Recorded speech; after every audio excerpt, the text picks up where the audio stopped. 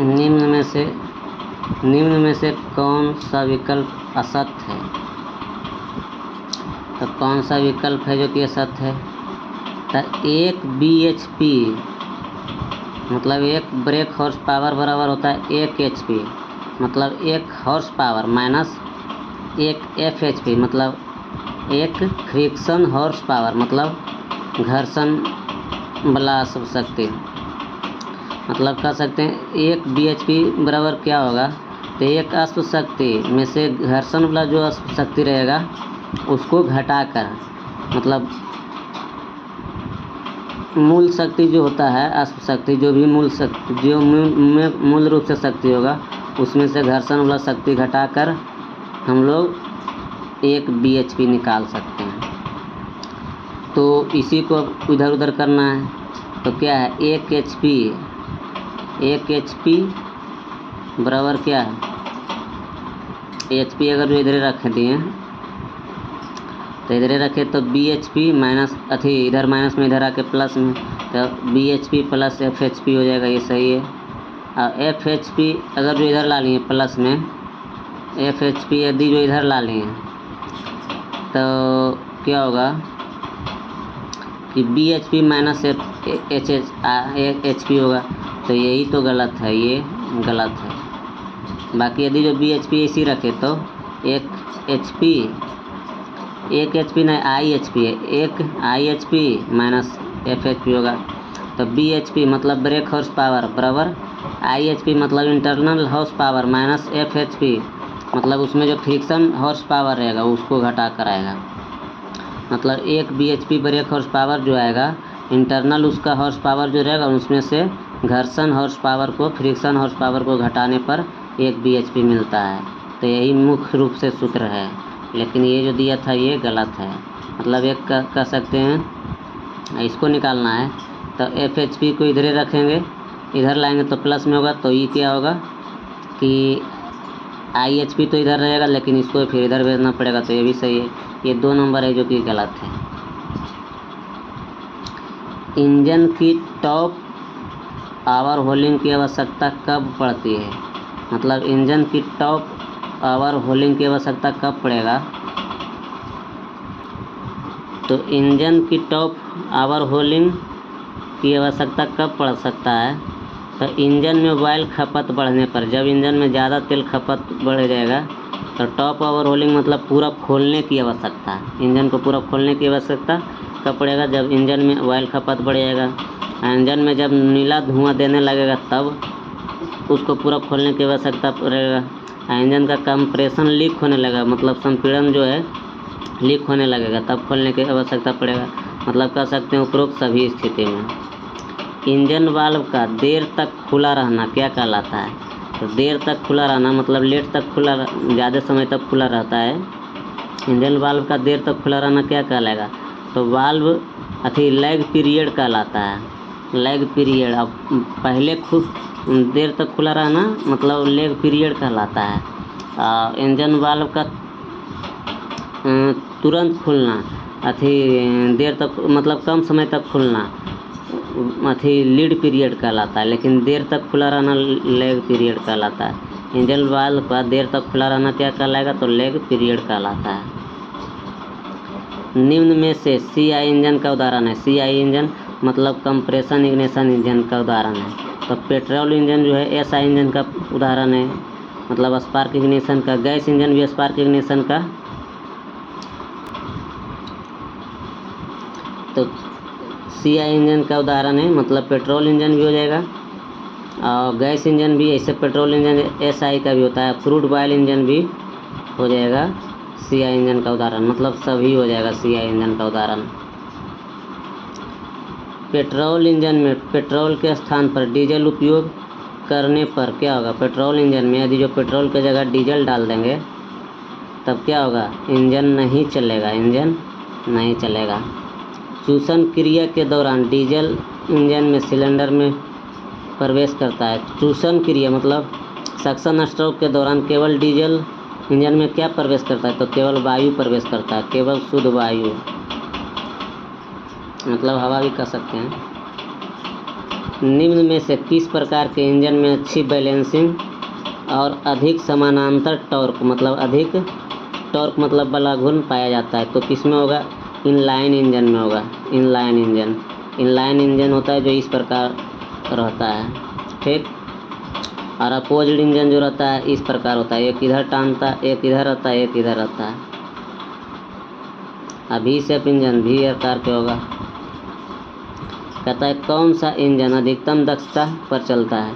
तो अधिकतम दक्षता पर कौन सा इंजन चलेगा? इनलाइन इंजन चलेगा, क्योंकि ये इस प्रकार जो रहता है ना, इसमें मतलब ज़्यादा इसको ताकत मिलता है, इनलाइन इंजन।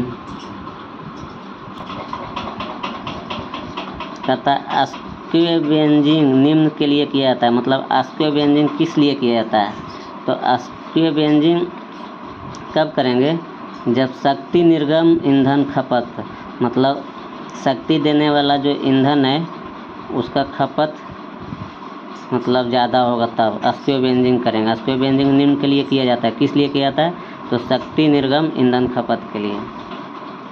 एक डीजल इंजन के सिलेंडर में डीजल कब इंजेक्ट होता है? तो डीजल इंजन के सिलेंडर में डीजल कब इंजेक्ट होगा? तो डीजल कब इंजेक्ट होगा? तो संपीड़न स्ट्रोक, मतलब संपीड़न स्ट्रोक के समय टीडीसी के ठीक पहले, मतलब संपीड़न स्ट्रोक कंप्रेशन स्ट्रोक जो होता है उसी के समय टीडीसी के ठीक पहले, मतलब टीडीसी पर जब पहुंचने वाला पिस्टन रहेगा ना उसका ठीक पहले होगा। तो संपीड़न स्ट्रोक के समय टीडीसी के ठीक पहले, टीडीसी पर पहुंचने वाला रहेगा पिस्टन तब। निम्न में से कौन सा उपकरण इंजन की गति को यानी कि आरपीएम में दर्शाता है? मतलब कौन सा उपकरण है जो कि इंजन की गति को आरपीएम में दर्शाता है? तो कौन सा उपकरण होगा? तो टैकोमीटर है जो कि आरपीएम में दर्शाता है। एक डीजल इंजन में सोडियम कूल्ड एग्जॉस्ट वाल्व को किसके द्वारा खोला जाता है? तो एक डीजल इंजन में सोडियम कूल्ड एग्जॉस्ट वाल्व को किसके द्वारा खोला जाएगा? तो कैम शाफ्ट के द्वारा। हाँ, एग्जॉस्ट वाल्व या इनलेट वाल्व जो भी रहे उसको कौन चलाता है? कैम शाफ्ट ही चलाता है। कैम शाफ्ट पर कैम लॉब लगा रहता है, उसी के द्वारा चलता है। वाहन चलाते समय इंजन बंद होने का कारण नहीं है, वो मतलब नहीं होना चाहिए ईंधन बंद होने का कारण, तो ईंधन की कमी के कारण बंद हो ही जाएगा। इंजन लुब्रिकेशन वायल समाप्त होने पर भी बंद हो जाएगा। इंजन कूलिंग सिस्टम का काम ना करना तब भी बंद हो जाएगा वाहन चलाते समय। लेकिन कहता है ईंधन का मिश्रण पतला होना ये कारण नहीं हो सकता इंजन बंद होने का। वाहन चलाते समय इंजन बंद होने का कारण नहीं है, तो कौन नहीं है? ये ईंधन का मिश्रण पतला होना ये इसका कारण नहीं होगा। इसके वजह से मतलब कम माइलेज भर देगा लेकिन बंद नहीं होगा। इंजन का आउटपुट पावर कम होने का कारण, मतलब इंजन के आउटपुट पावर किसके वजह से कम हो सकता है? तो इग्निशन टाइमिंग सही नहीं होने पर ही मतलब आउटपुट कम हो सकता है। और थ्रोटल वाल्व का ना खुलना, थ्रोटल वाल्व यदि जो नहीं खुलेगा तब भी पावर कम हो सकता है, आउटपुट पावर। इंजन का ओवरहीट चलना, मतलब ओवरहीट हो जाएगा तभी आउटपुट पावर कम देगा, मतलब उपरोक्त सभी हो सकता है। इंजन तेल की ज़्यादा खपत होने का कारण नहीं है, मतलब ज़्यादा खपत होने का कारण नहीं है, तो ज़्यादा तेल भरा होना ही तो ज़्यादा खपत होबे करेगा, ज़्यादा भर देगा तब। सिलेंडर बोर में घिसावट होना, यदि जो सिलेंडर का व्यास घिस गया है तब भी ज़्यादा खपत होगा। सही विस्कोसिटी तेल का न होना, मतलब तेल का सही श्यानता नहीं होना तब भी ज़्यादा खपत होगा। लेकिन कहता है कैम शाफ्ट की चाल दुगनी होना, नहीं, कैम शाफ्ट की चाल दुगनी होने से थोड़े होगा। कैम शाफ्ट की चाल तो दुगना होबे करता है। कैम शाफ्ट के चाल दुगने होने से नहीं, कैम शाफ्ट की चाल 1 गुना होता है और करेक्ट शाफ्ट की चाल मतलब 1 गुना होता है और उसका चाल 2 गुना, कैम शाफ्ट की चाल 2 गुना आता है।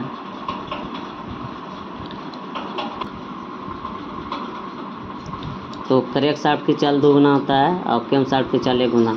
लेकिन ये मतलब इंजन तेल की खपत ज़्यादा होने का कारण नहीं होगा। कैम शाफ्ट की चाल 2 गुना होना ये हो ये नहीं सकता है। एक पिस्टन रिंग, एक पिस्टन तेल रिंग में घिसावट का परिणाम क्या है? एक पिस्टन जो है तेल रिंग मतलब ऑयल रिंग में घिसावट का कारण घिसावट का परिणाम क्या होगा? मतलब एक पिस्टन जो है उसका ऑयल रिंग यदि जो घिस गया तो उसका परिणाम क्या होगा? तो क्या होगा? तो उच्च तेल खपत होगा, मतलब ज़्यादा तेल का खपत होने लगेगा ऑयल रिंग घिस जाने से। क्रैंक पिन का संक्रापन या अंडाकार घिसावट को सुधारने की विधि है। मतलब क्रैंक पिन जो होता है उसका संक्रापन या अंडाकार घिसावट को सुधारने की क्या विधि है? क्रैंक पिन किस में होता है? क्रैंक शाफ्ट में होता है, तो उसको संक्रापन या अंडाकार घिसावट को सुधारने की विधि क्या है? तो उसको सुधारने की विधि ग्राइंडिंग है। क्या है? ग्राइंडिंग। विलंब इंजेक्शन का कारण, मतलब इंजेक्शन यदि जो विलंब हुआ, मतलब इंजेक्शन होने में विलंब हो गया, लेट हो गया, तो उसका कारण क्या क्या है? तो इंजेक्शन टाइमिंग, मतलब इंजेक्शन टाइमिंग सही नहीं रहने के वजह से इंजेक्शन विलंब से हो सकता है, मतलब लेट से हो सकता है। CRDI इंजन ईंधन प्रणाली का पूर्ण रूप क्या है? तो CRDI का फुल फॉर्म क्या है? तो क्या होगा? Common rail direct injection. क्या होगा? Common rail direct injection. आया है कि स्पार्क प्लग क्लियरेंस सेट किया जाता है। तो स्पार्क प्लग वाला जो क्लियरेंस होता है वो कैसे सेट किया जाता है? तो उसको सेट किया जाता है सेंटर व ग्राउंड इलेक्ट्रोड के बीच में। सेंटर व ग्राउंड इलेक्ट्रोड के बीच में स्पार्क प्लग का क्लियरेंस सेट किया जाता है सेंटर व ग्राउंड इलेक्ट्रोड के बीच। IC मतलब इंटरनल कंबशन इंजन का कौन सा भाग ऊर्जा भंडार गृह कहलाता है? तो ये तो फ्लाईव्हील कहलाता है, जिसको मतलब गति पालक चक्र कहते हैं फ्लाईव्हील को। CI इंजन में दहन ईंधन नहीं है, तो CI इंजन में कौन है जो कि दहन? तो CI इंजन कौन होता है? Combustion engine compress ignition engine होता है। तो इसमें डीजल इंजन होगा, compress ignition engine, crude oil भी होगा, लेकिन पेट्रोल नहीं होगा। पेट्रोल आता है SI इंजन में, स्पार्क इग्निशन में। पिस्टन का तीसरा स्ट्रोक होता है, तो तीसरा स्ट्रोक क्या होगा? पहला होता है सक्शन, पहला क्या होता है? सक्शन होता है, दूसरा क्या होता है? कंबंशन होता है, तीसरा होता है पावर। मतलब पावर के क्या कह सकते हैं? कार्यकारी स्ट्रोक कहेंगे, तो कार्यकारी स्ट्रोक होता है तीसरा। क्लियरेंस आयतन कहलाता है, मतलब क्लियरेंस वॉल्यूम किसको कहेंगे? क्लियरेंस आयतन कहलाता है। तो क्लियरेंस वॉल्यूम किसको कहेंगे?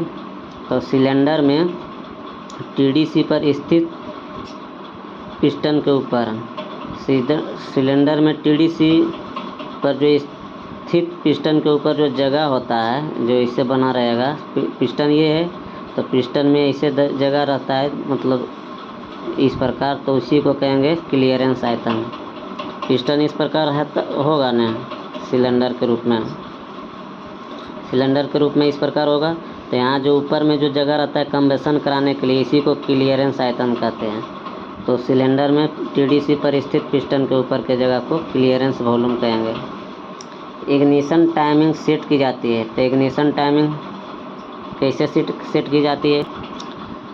इग्निशन टाइमिंग सेट की जाती है, तो किस प्रकार सेट की जाती है इग्निशन टाइमिंग? तब TDC पर कंप्रेशन स्ट्रोक जो होता है ना, उसका अंत में मतलब इग्निशन टाइमिंग। जब TDC पर कंप्रेशन स्ट्रोक जैसे हो गया, कंप्रेशन स्ट्रोक जैसे नीचे आ गया पिस्टन, तो नीचे आ गया, तो नीचे जब आ जाएगा ना, तो यहाँ TDC जो है, TDC पर मतलब यहाँ पर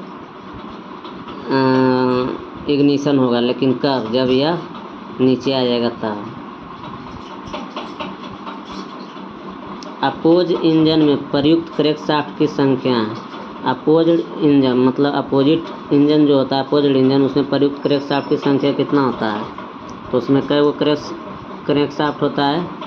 तो 2 गो होता है। अपोजिट इंजन में क्रैंकशाफ्ट 2 गो होता है, क्योंकि एक इधर का इंजन लगा रहता है, एक इधर का लगा रहता है, मतलब एक इधर, तब तो 2 गो होगा ही क्रैंकशाफ्ट। ओडोमीटर द्वारा कितनी दूरी ज्ञात की जा सकती है? तो ये जो है इतना दूरी ज्ञात किया जा सकता है ओडोमीटर के द्वारा। कई गो 9 है? 1 2 3 4 5 9, 5 गो 9.9 किलोमीटर, इतना मतलब 5 गो 9.9 इतना किलोमीटर ओडोमीटर के द्वारा ज्ञात किया जा सकता है।